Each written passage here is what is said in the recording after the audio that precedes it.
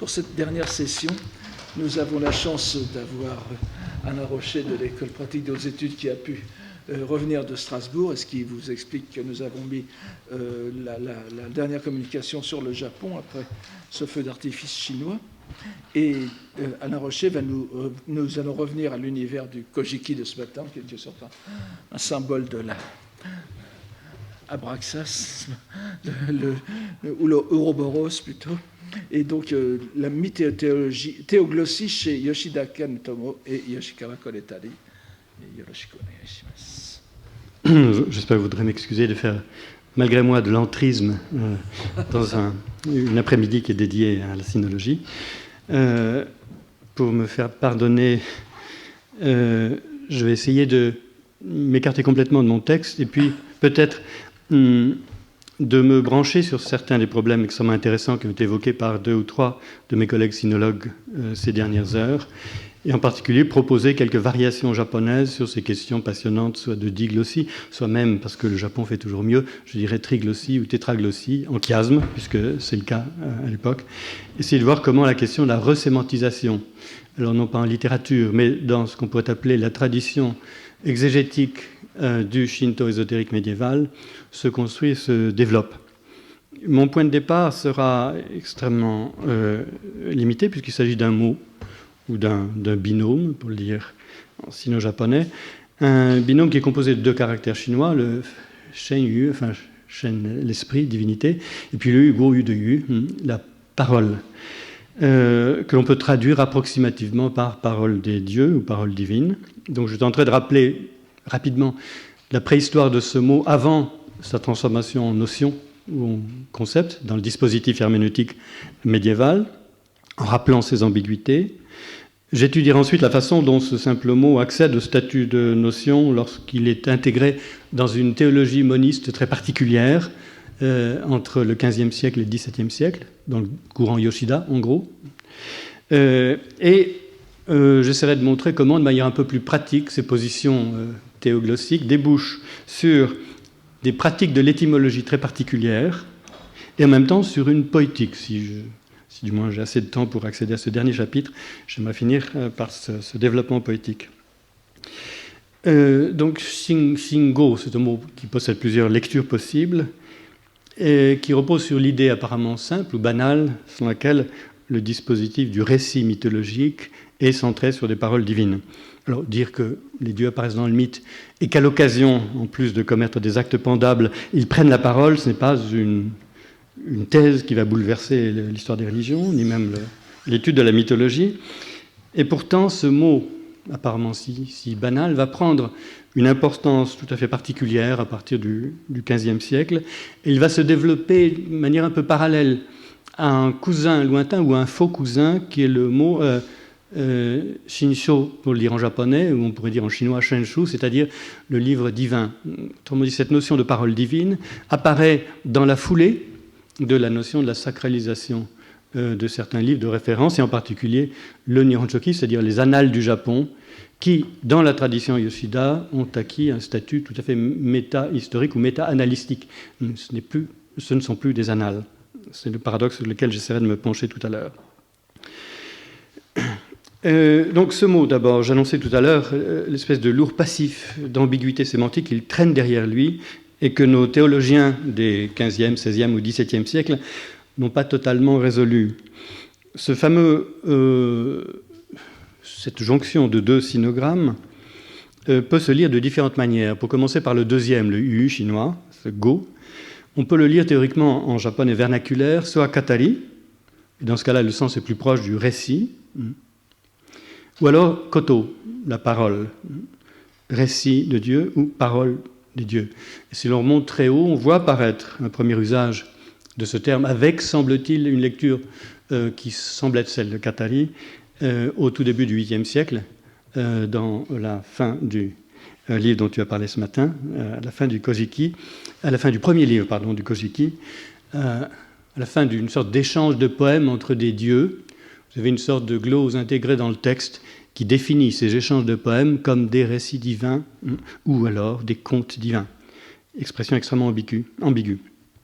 L'autre lecture possible de ce mot, de ce caractère « u », parole, et la lecture koto, qui est extrêmement ancienne en japonais, bien sûr.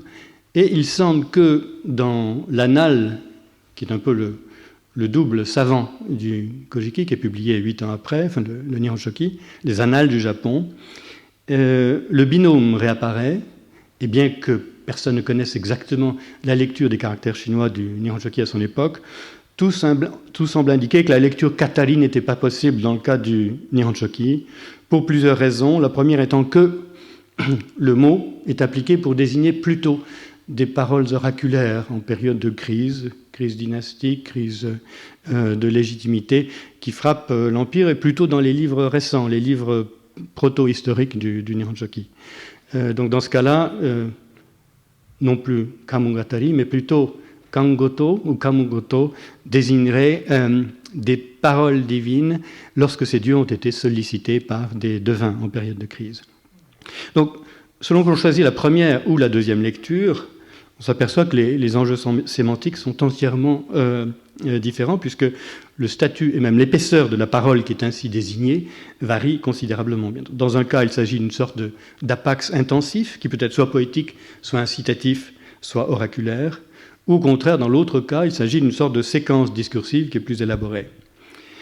Je n'ai parlé ici que du deuxième élément, le go de Shingo, mais le problème de la relation entre le premier et le deuxième élément, la relation logique entre Dieu et parole, est au moins aussi compliquée, puisque, pour des raisons évidentes que tous les sinologues ou japonologues connaissent, la relation logique entre les dieux et la parole peut reposer soit sur, pour le dire en latin, sur un génitif objectif ou un génitif subjectif, n'est-ce pas ? Autrement dit, il peut s'agir d'une parole prononcée par les dieux eux-mêmes, génitif subjectif, et en général, si l'on choisit la lecture koto, c'est la seule possibilité d'interprétation qui nous est laissée, d'où la lecture divinatoire dans le cas du Nihon Shoki. Mais on peut avoir aussi une autre lecture, la lecture katari de tout à l'heure, et dans ce cas-là, il est évident que le curseur sémantique penche plutôt dans l'autre direction.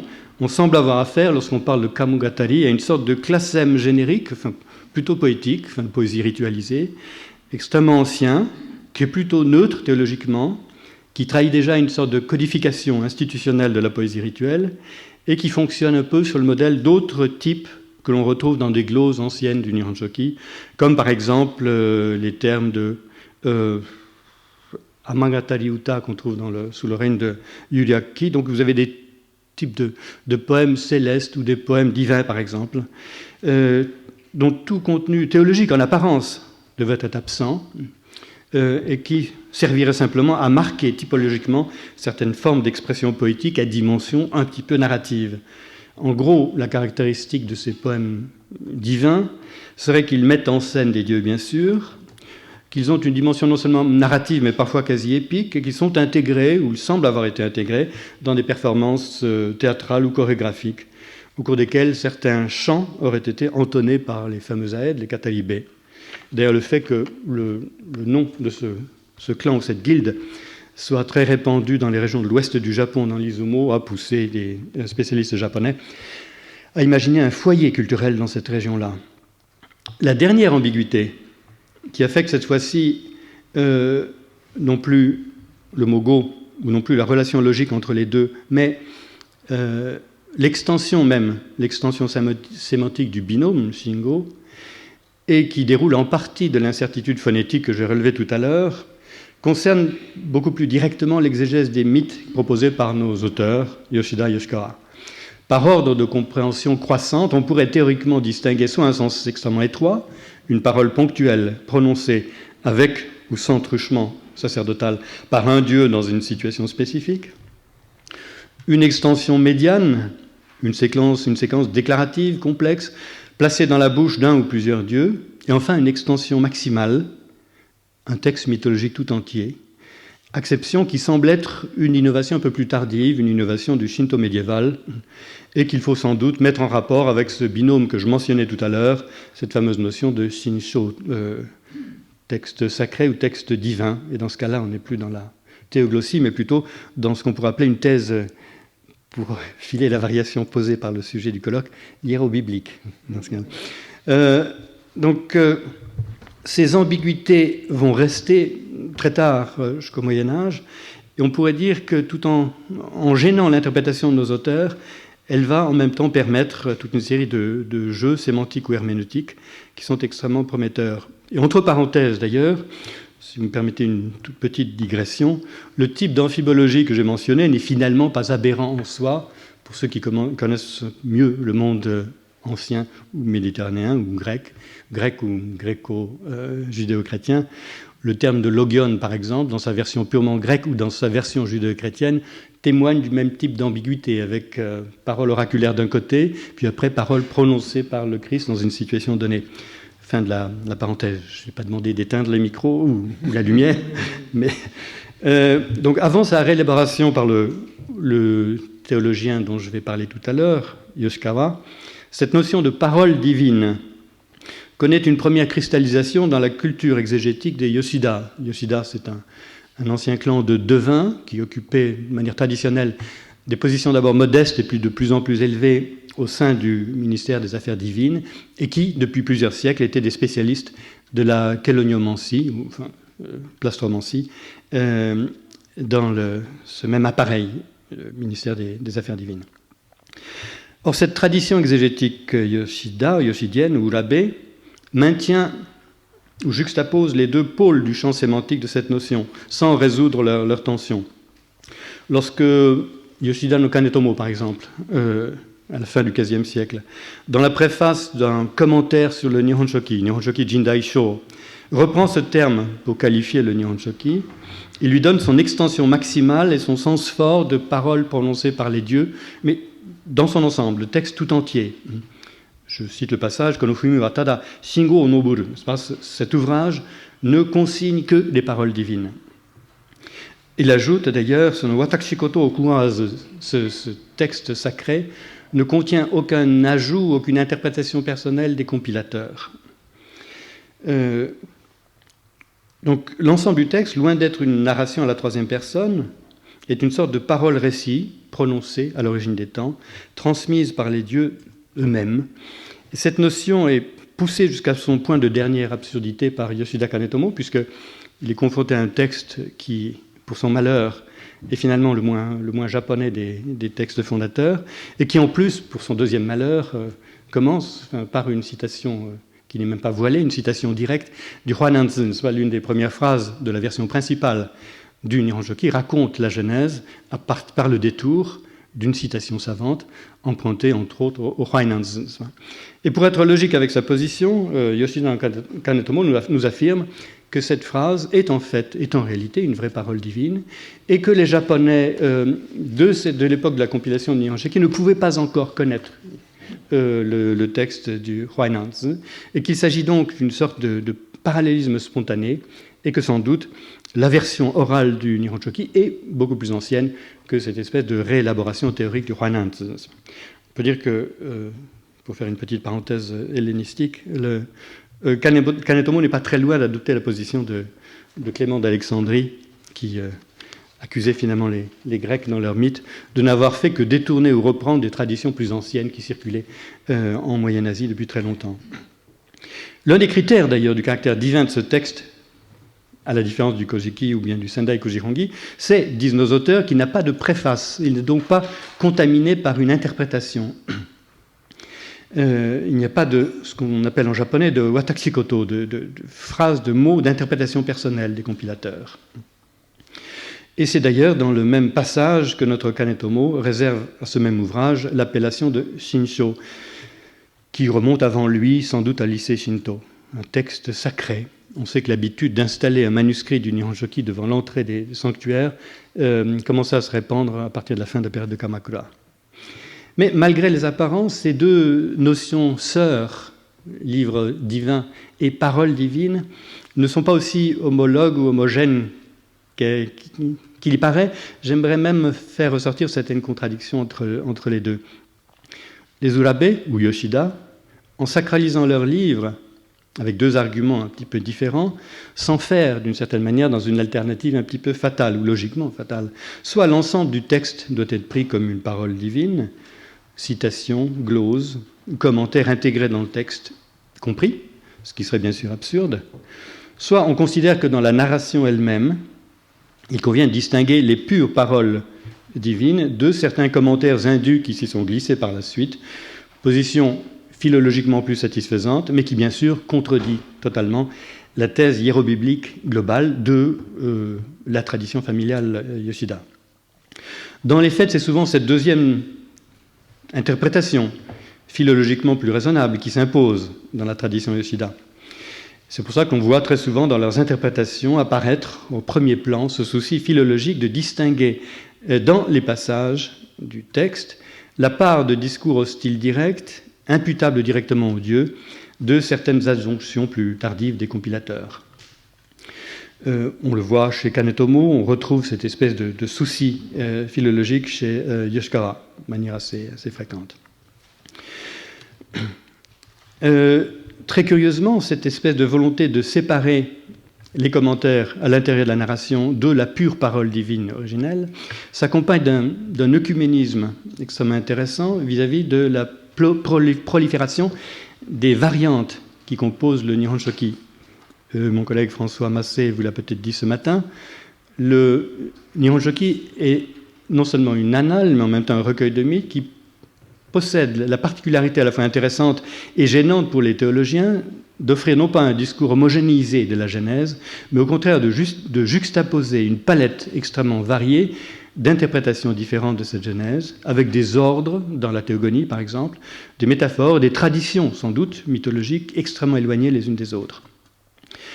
Donc pour justifier la sacralisation de l'ensemble du texte, après avoir éliminé les commentaires, nos auteurs déploie une thèse qui est extrêmement intéressante, qui annonce un peu la neutralité mythologique moderne, qui est que l'ensemble des versions aurait à peu près la même autorité que la version principale, le Honmon, ou le Honbun, n'est-ce pas ? Toute la famille Yoshida invoque l'autorité d'un aïeul plus ou moins mythique, Kanebumi, qui affirme que la version NV1, NV2, les 2 ou 3, 4 versions de la Genèse, sont aussi les paroles du Dieu du ciel ou les paroles du Dieu enfoui au fond des mers, et ainsi de suite.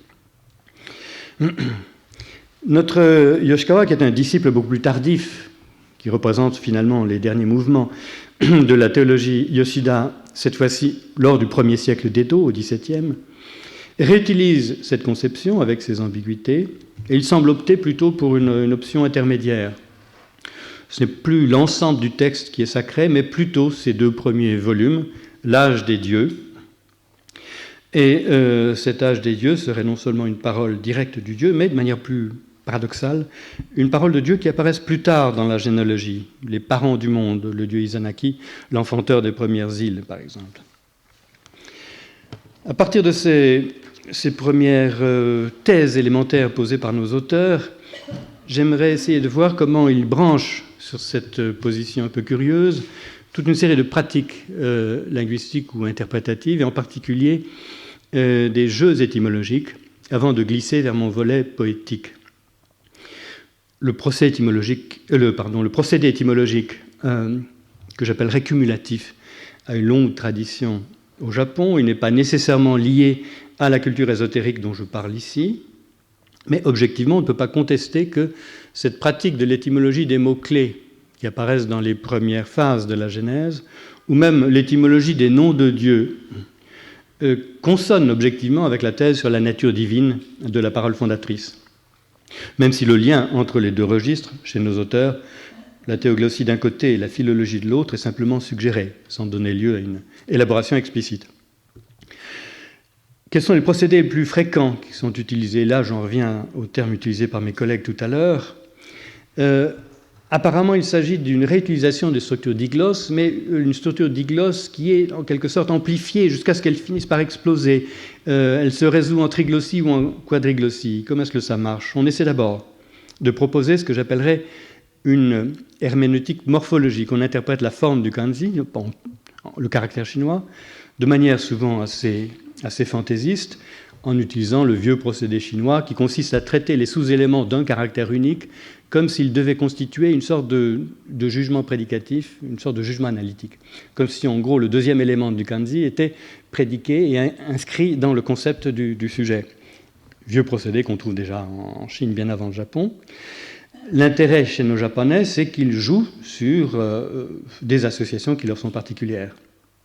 Derrière cette première strate, qui est l'analyse de ce qu'on pourrait appeler le graphosème, le sens même du sinogramme, nos herméneutes s'ingénient à multiplier les niveaux. On peut avoir ensuite un niveau, par exemple, phonétique, mais qui s'appuie sur la lecture, non pas purement japonaise, mais la lecture sino-japonaise, qu'on appelle en japonais ondoku. Le mot tien chinois, par exemple, se prononce en sino-japonais ten, alors qu'en pur japonais, c'est ama, pour prendre un seul exemple. Donc nos auteurs s'ingénient aussi à trouver des sens secrets derrière cette lecture sino-japonaise, comme si elle avait des racines proprement locales, tout à fait extérieures à la Chine. Kitabutake Chikafsa, par exemple, décompose le ten, ou voit dans le mot ten une sorte de contraction, enfin c'est une aberration linguistique, mais une contraction du ta, do, et puis de nen, qui est les années, do, nien, ce qui ne marche absolument pas en chinois, mais ce qui est, du point de vue phonétique japonais, tout à fait plausible. Je ne parle pas de linguistique ici. Cette multiplicité d'années correspondrait bien sûr à la symbolique de l'éternité du ciel et du dieu du ciel. Et derrière cela, vous avez une autre couche, qui est la couche vernaculaire au deuxième degré, c'est-à-dire la pure lecture kundoku, ama ou ame, qui est interprétée de manière très curieuse, non pas en termes proprement japonais, mais à l'aide de la théorie du bouddhisme ésotérique, la théorie du Haji Kongensetsu, c'est-à-dire de l'origine magique de la lettre A, le alpha et l'oméga. Le A de ama serait l'équivalent du Om sanskrit, et le Ma serait la fermeture. Donc l'alpha et l'oméga seraient en quelque sorte inclus dans l'un des premiers mots de la genèse du mythe, et ça serait le sens japonais, un peu comme si nos herméneutes japonais contournaient la Chine pour accaparer un sens ésotérique indien, comme s'ils se branchaient sur un fond plus ancien que la culture chinoise. C'est un procédé extrêmement simple que je viens de décrire, mais nos auteurs multiplient encore les procédés, ne serait-ce qu'à l'intérieur de cette dernière couche, la couche qu'on appelle en japonais kundoku, purement vernaculaire. Je vais donner 2 ou 3 exemples qui sont intéressants parce que dans le cadre d'une étude du mythe, ils prennent un relief tout à fait particulier.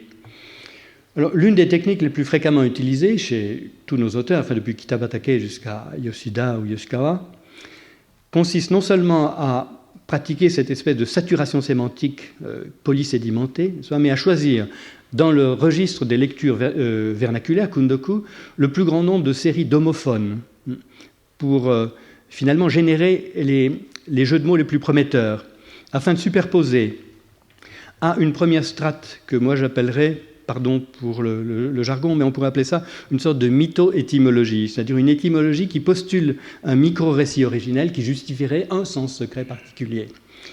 À cette mytho-étymologie, nos auteurs juxtaposent ce que j'appellerais encore un terme barbare, pardon, mais ce sont des ésotériques, donc ils aiment une crypto-étymologie ou étymologie philosophique qui va chercher un sens encore plus secret, myo, comme on le dit en japonais, un sens mystérieux, qui lui est la condensation d'une thèse théologique spécifique. Je prends un exemple, parce que ça peut paraître un peu abstrait comme cela. Prenons le mot fumi, qui est la lecture d'un très grand nombre de caractères chinois. Ça peut être la lecture du caractère chinois wen, zhongwen de wen. Ça peut être la lecture du caractère chinois shu. Ça peut être la lecture du caractère du grand historien, etc. Vous avez au moins une dizaine de caractères chinois qui peuvent se lire en japonais fumi. C'est un mot qui est un faux terme vernaculaire. Tout le monde sait que le mot fumi est en réalité un terme sino-japonais qui a subi un augment. On a rajouté le i derrière et il s'agit simplement du pun, n'est-ce pas, qu'on a vernacularisé. Mais ce mot fumi excite la pulsion herméneutique de nos auteurs. Et on peut y voir un bon exemple de démultiplication sémantique. Le premier sens que j'ai appelé, moi, le sens mytho-étymologique, consiste à faire remonter l'usage de ce mot à 2 anecdotes, l'une chinoise et l'autre japonaise. L'une, c'est la fameuse légende de Zhang Xie qui aurait inventé l'écriture en contemplant les traces d'animaux laissées sur la plage au bord des fleuves. Et deuxième anecdote, elle proprement japonaise, qui vient en quelque sorte gommer, comme une sorte d'étymologie palimpseste, gommer la première, qui est une anecdote sans doute tout à fait artificielle, réinventée et réinterprétée après coup, qui raconte que sous le règne de l'empereur Ojin, celui même qui avait importé les caractères chinois, un émissaire coréen présentant des tribus à la cour avait lu un écrit dont la teneur aurait été particulièrement offensante pour la cour japonaise, puisqu'il contenait le terme « donner des instructions » ou « instruire le souverain japonais ». Donc le prince héritier Uji no Waki Ratsuko, entrant dans une rage folle, aurait pris ce fumi, ce wen, ou ce chou, pardon, en l'occurrence, et l'aurait déchiré sous les yeux horrifiés de l'émissaire coréen, et l'aurait, nous dit le texte, piétiné. En japonais, piétiné se dit fumi. Et donc l'écrit serait l'origine de cet auguste piétinement qui repose sur une négation de l'écriture chinoise et sur l'annonce d'une autre écriture parallèle potentielle. Quant à l'étymologie philosophique, elle, fournie de ce mot par Yoshikawa, elle repose sur une autre contraction et un autre jeu de mots. Elle révèle la fonction, cette fois-ci métaphysique ou mystique, du livre divin qu'est le Nihonshoki, puisque dans ce cas-là, fumi, livre, serait, semble-t-il, nous dit-il, la contraction du verbe fukumu, fukumi, qui veut dire contenir. Et cette annale, ou bien cette genèse, aurait pour sens secret le fait qu'elle contient les principes des 10 000 lettres, n'est-ce pas ? Fumi, et je répète la contraction de ce fukumu. Le nom du Japon, vous le connaissez tous, est soumis à ce même traitement ou cette même gymnastique, puisque on peut découper de deux manières ce fameux mot de Yamato. D'un côté, il y a bien sûr Yama la montagne, et puis To, les traces. Le Yamato serait, en tant que mytho-étymologie, le rappel de l'état encore liquide de la terre originelle, lorsque l'humanité primordiale se voyait privée d'accès aux terres basses, était contrainte donc de chevaucher, de cheminer dans les montagnes en laissant des traces dans les montagnes, Yama ni To, Ato. Mais le sens caché, le sens cryptique dont parle Yoshikawa est encore plus étrange d'un point de vue purement linguistique, puisqu'il découpe le mot Yamato autrement, en séparant le ya d'un côté et le mato de l'autre. Ya désigne la flèche en japonais, et mato, c'est l'objectif. Donc l'objectif sacré ou secret du livre consisterait à atteindre comme une flèche cet objectif mato, très éloigné, qui est l'origine imperceptible ou très lointaine du monde, c'est-à-dire la première création, dans sa version japonaise. À ce découpage aberrant se superpose le troisième sens, qu'on a vu tout à l'heure dans le cas de Ama. Le ya de Yamato est présenté comme un allophone équivalent au fameux A sanskrit, non seulement la première voyelle, mais la voyelle génératrice de tous les sons et génératrice de tous les êtres et de tout le mécanisme cosmique. Alors évidemment, quand un lecteur occidental lit ce genre de manipulation sur les mots, sur l'étymologie, je crois qu'il ne peut pas s'empêcher de penser au kratil et surtout, si j'ai bonne mémoire, à la première moitié du kratil, lorsque Socrate prend la parole et qu'il s'amuse ironiquement à pousser son adversaire dans les cordes en utilisant des explications de plus en plus absurdes sur les termes grecs. Par exemple, théos, le mot grec, le mot Dieu, est rapproché du verbe tein, qui peut vouloir dire courir dans certains cas, car les dieux ont pour particularité d'être extrêmement mobiles, ainsi de suite. Sans parler de la quadruple racine du nom d'Apollon. On a vraiment l'impression d'évoluer dans cet univers de la manipulation des mots, qui est celui d'Héraclite Dupont ou bien de Tifrone, qui était très célèbre à Athènes à cette époque. Et pourtant, chez nos auteurs, il y a parallèlement à cela une connaissance philologique assez précise. Ils savent ce qu'est un athésie et ils essaient de faire les différences entre les athésies et puis l'interprétation sérieuse des caractères. Et en plus, cette manipulation prend place dans une théorie plus générale qui est celle, et là les sinologues reconnaîtront quelque chose qui n'est pas d'origine japonaise, celle selon laquelle les signes sont inscrits dès l'origine dans le tissu du monde, un peu comme le wen, n'est-ce pas, ou le li, qui est un peu la veine de la pierre. Ils sont inscrits dans le tissu du monde, un peu comme on le disait sous la Renaissance, les signaturae rerum, les signatures des choses. Chaque chose possède sa propre signature, et le bon herméneute doit savoir l'identifier pour trouver la caractéristique de la chose. Alors ce qui est très curieux, c'est cette théorie morphologique qui est d'origine tout à fait chinoise et réinterprétée de manière un peu particulière par nos herméneutes qui sont eux-mêmes à l'origine des chéloniomanciens transformés plus tard en herméneutes textuels. Mais ils n'ont pas oublié leur culture de chéloniomancie. Et ils affirment que les signes utilisés en kéléoniomancie ne sont autres que les graphes de l'âge des dieux, ce qu'on appelle en japonais Jindai no Moji, des signes mystérieux qui auraient existé avant l'importation des caractères chinois et qui collaient de manière plus intime à la réalité des choses avant l'importation de ces concepts artificiels que sont les kanji chinois.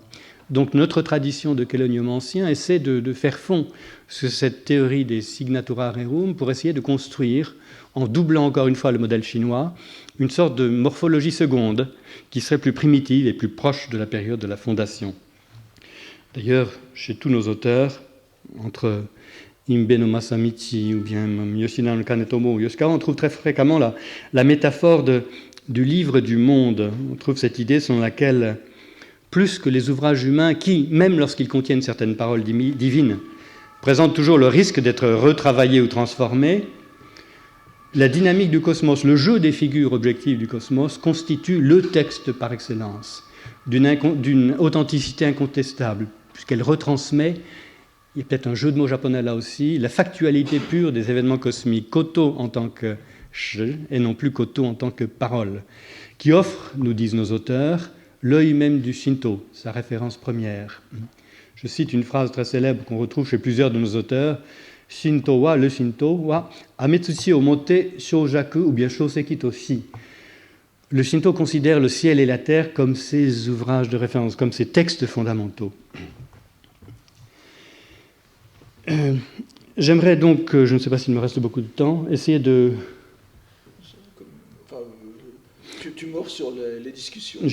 Pardon, je saute donc ces développements sur l'étymologie chez nos auteurs. Non, je condense un petit peu et je saute au dernier volet que j'aimerais aborder, c'est-à-dire le prolongement, je dirais, poétique de cette conception un petit peu particulière. On a parlé jusqu'à présent de jeux qui pouvaient être apparemment entièrement stériles, mais qui avaient quand même un objectif extrêmement intéressant, qui était d'un côté de multiplier tous les paliers de sens, et en même temps de rendre possible un travail de lecture ou d'interprétation qui est celui du transcodage. Comprendre un texte est synonyme finalement d'une sorte de virtuosité de transcodage ou de traduction interne, comme l'ont dit certains de mes collègues tout à l'heure, mais traduction interne non pas exactement dans la même langue, mais d'un code culturel vers un autre à l'intérieur de cette langue. On peut coder en termes, un texte en termes crypto-bouddhistes, par exemple, ou bien crypto-néo-confucéens, surtout au XVIIe siècle, ou bien alors essayer de reconstruire ce sens-là à partir d'une sorte de culture ou de théologie shinto réinventée de bric et de broc au XIVe siècle. Prenons un exemple très simple de ces inversions-là. L'étymologie peut être une thèse théologique cachée. Le terme de xu wu, je crois, xu, le vide, qu'on trouve très fréquemment en chinois, est associé au wu, une autre forme du néant, du non-être ou du il n'y a pas, est interprété à l'envers par nos auteurs puisqu'ils le lisent en vernaculaire et le comprennent non plus comme une négation renforcée, mais au contraire comme une double négation qui s'annihile. Donc il s'agirait de l'absence du vide, ou du soranaki, non plus le vide complet ou une sorte de vide total, mais de soranaki. Ce jeu de mots sert à justifier une thèse anti-vacuitiste qui est à la base de l'interprétation que font nos auteurs sur la mythologie et la Genèse, qu'elle soit empruntée au Yin Wuxing, par exemple, ou bien à d'autres textes chinois. J'ai un peu sauté la partie intermédiaire et je suis passé à la conclusion, à l'arrière-plan, en quelque sorte, théologique de ces jeux étymologiques. J'espère que vous avez fait la liaison. Et je passe maintenant rapidement à l'application, en quelque sorte, poétique de ces conceptions théologiques d'un côté et étymologiques de l'autre. L'idée que la poésie trouverait son origine dans les premiers chants entonnés par les dieux est en soi un lieu commun, une banalité depuis très longtemps au Japon, je crois. Je ne sais pas, Sumie pourra me confirmer ça. Enfin, depuis au moins la préface en japonais du Kokinshu, l'idée que le waka prend son origine dans certains des premiers kaio, vous traduisiez tout à l'heure kaio de manière particulière qui m'avait intéressé. Si on traduit ça au Japon, c'est un peu particulier. C'est les poèmes à forme non standard. Cette idée est présente partout, on la retrouve au Moyen-Âge, elle survit même jusqu'au seuil de la période Edo, par exemple, dans un grand nombre de théories poétiques. L'un des plus connus au seuil d'Edo, c'est le fameux Keiichi, qui a proposé une sorte de mystique de la poésie qui est resté très célèbre à cette époque.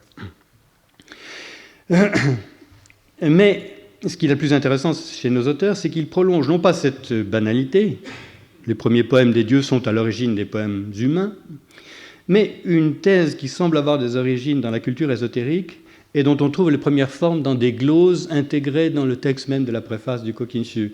Dans ces gloses-là, on affirme que ce ne sont pas les premiers poèmes des dieux, mais les premiers échanges de paroles plus ou moins ritualisées des dieux fondateurs lorsqu'ils tournent autour du pilier qui serait le prototype de la future poésie. Donc, ces paroles rituelles qui ne sont pas encore formalisées, qui sont des espèces d'exclamations érotico-rituelles avec une valeur performative, oh le bel homme, oh la belle femme, etc. En gros, comme le disaient autrefois les tenants de l'école de Cambridge, des gens comme Cornford ou bien Jane Harrison, ce serait un peu le légoménon de tout rite, la parole plus ou moins formalisée qui accompagne tout geste rituel serait le point de départ de la poésie en général. Et elle continuerait à être investie de cette espèce de pouvoir magique, semble-t-il. C'est cette idée dont on trouve la trace dans ces vieilles gloses, qui est reprise sans doute plus tard par Teika, le grand poète du Moyen-Âge, qui, d'après nos propres auteurs, l'a transmise à la tradition Yoshida, qui va survivre jusqu'au XVIIe siècle. Donc, la poésie n'est plus un clin d'œil, finalement, à cette espèce d'origine prestigieuse, mais elle prétend poursuivre cette espèce de fonction rituelle, et je suis presque tenté d'utiliser un terme néoplatonicien, je dirais presque une fonction théurgique. La poésie possède une fonction théurgique. Elle permet, là encore, je n'ai pas le temps de développer cette thèse de la théologie Yoshida, mais elle permet au poète ou à l'homme en général de faire advenir cette espèce de divinité ou de nature divine qu'il possède en lui, mais qu'il a laissé s'obscurcir.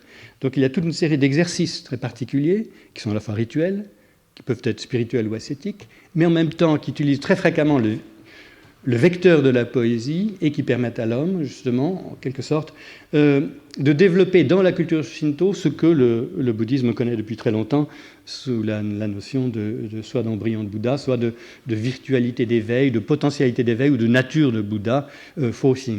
En quelque sorte, c'est une notion un peu similaire, passée peut-être par la médiation de Jihen, qui s'installe dans la théologie médiévale japonaise et qui se traduit dans une pratique de la poésie mystique, si l'on peut dire, puisqu'elle est présentée comme le point de départ, en quelque sorte, de l'action divine, théurgie, et en même temps le fondement de l'éthique, au nom d'un autre jeu de mots que je vous épargne, qui constitue le secret des secrets de la thèse de Yoshikawa, et qui repose sur un jeu de mots entre la vertu d'humilité, tsutsumi, la terre, et en même temps, bien sûr, le goût de la terre et la vertu de Cheng qui figure au tout début du traité de Jodoini, grand auteur de la période Song.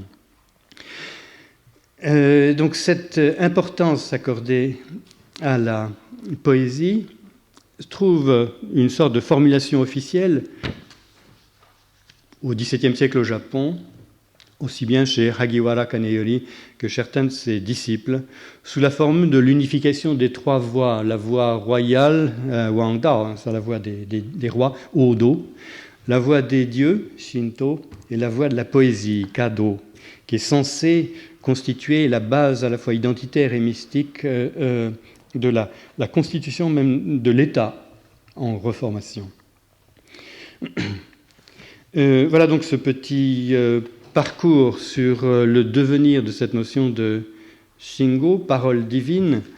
J'espère avoir montré au moins que malgré les ressemblances avec les ennemis de Socrate dans le Cratyle, ces jeux de mots reposent sur une sorte de nécessité théologique. Derrière tout cela se dessine en filigrane la fameuse thèse de Yoshida ou de Yoshikawa qui est la théandrie. L'homme possède naturellement une nature divine. Je sais que cette démonstration a été faite de manière assez maladroite et vous risquez peut-être de tomber le Charybde dans Scylla et de croire que cette herméneutique particulière, même si elle n'est pas celle d'Héraclite Dupont, ressemble peut-être au au boa constrictor dessiné par le Petit Prince, surtout le boa constrictor lorsqu'il vient d'avaler l'éléphant et qu'il peine à le digérer. Et pourtant, 2 ou 3 points méritent d'être retirés ou extraits de ce petit parcours. C'est que nos auteurs ont montré que l'interprétation, de manière systématique, devait ou ne pouvait que reposer sur des jeux de traduction à l'intérieur de différents paliers de sens, d'une part. Deuxième caractéristique tout à fait évidente chez nos auteurs, c'est que ce découpage en paliers, ou cette espèce d'herméneutique feuilletée qu'ils développent, si elle prend comme point de départ la situation diglossique, débouche sur un dépassement complet de la diglossie, puisque les strates vernaculaires sont elles-mêmes entièrement contaminées par des notions de bouddhisme ésotérique, et inversement, les strates soi-disant chinoises, empruntées à la culture savante ou à l'interprétation supposée des graphes ou des sinogrammes, sont-elles entièrement vernacularisées. Ces jeux de mots n'ont peut-être pas eu de lendemain, ils ont toutefois duré 4 ou 5 siècles et fondé un courant assez important dans la théologie shinto. Ce qu'il y a peut-être d'intéressant, c'est qu'ils ont alimenté une mystique de la poésie qui a survécu jusqu'au seuil de la modernité et qu'indirectement, ils ont trouvé une survie tout à fait improbable dans le discours de certains folkloristes japonais de la première moitié du XXe siècle. Et je pense par exemple à de grands ethnographes qui étaient en même temps de grands poètes, comme Horiguchi Shinobu, qui, dans son interprétation étymologique du Norito, retombe, le sachant ou sans le savoir, sur les interprétations ésotériques du courant de Yoshida.